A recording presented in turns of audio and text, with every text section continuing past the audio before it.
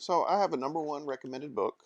I always offer this to clients, ask them if they like to read first. The number one thing about reading is if you don't like to read, I can help you find alternatives. But reading is a good thing to do because of sleep patterns. I ask a lot of clients to shut down their electronics, maybe a half hour, an hour before bedtime.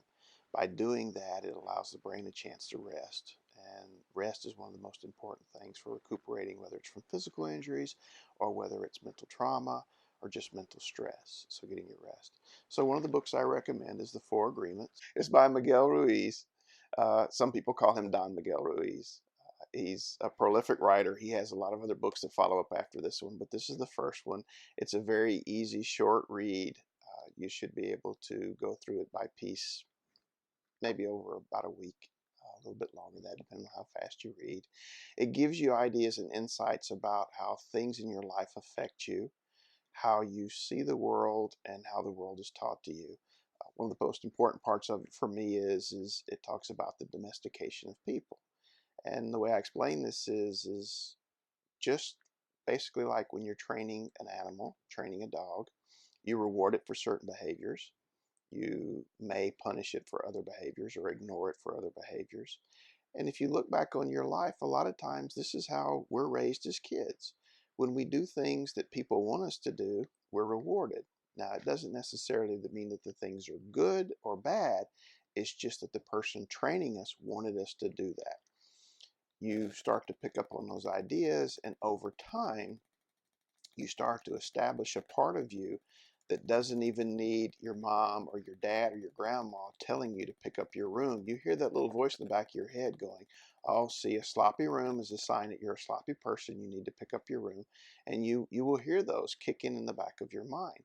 So noticing in them and dealing with them is very important to understanding who you are and why you do what you do, and addressing some of the things in life that you want to change.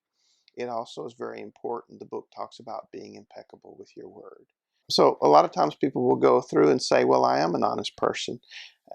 Being impeccable with your word goes far beyond just being honest. It means being honest all the time to all people, which the most important one is yourself.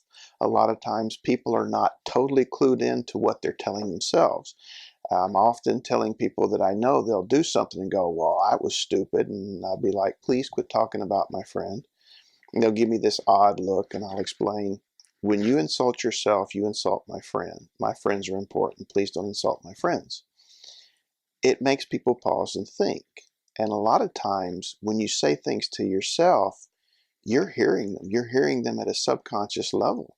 So being told constantly that you're not good enough, that you didn't do things right, that you're not a nice person, it really weighs down on who you are. So being honest is very important. Always trying to do the best you can. Your best will change from day to day. And one of the things that the book explains is your best today is not as good as it was yesterday when you had a cold, when you felt bad, or when you were tired or sleepy. But it was the best you could do at that time. And by knowing that you did your best, there's no reason for you to ever feel guilty. There's no reason for you to look back and think, I could have done better, because you did do the best you could at that time. Also, being able to divide things up in the sense of know when you're making judgments and understanding what the causes and what's the effect of the judgment. Sometimes judgments are reasonable. If you're standing on a street corner and a bus is charging at you, I would say jump. Odds are judge the bus is going to hit you if you don't move. Being aware of that, though, lets you know that sometimes you make judgments about people or things that affect your life. You might want to go back and rethink those judgments. You might want to go back and rethink. And making assumptions, that's a big one for a lot of people. A lot of people will assume things. I had a conversation with a friend the other day, and they were telling me, I can't afford this, I can't afford that. And I asked them, well, how much does it cost? And they looked at me clearly with a puzzled look and go, I don't know. And my question was, well, how can you know if you can afford it? Well, I just assume I can't. And they got into the trap of the assumption. So read the book. I think you'll enjoy it. If you're not totally ready to start reading the book, you can find clips of it online. You can find clips of it on YouTube. I highly recommend looking for the information, but as always, go back to the book. Reading is the best and first, because you want to be able to interpret the reading for yourself, not always trusting other people to interpret it for you.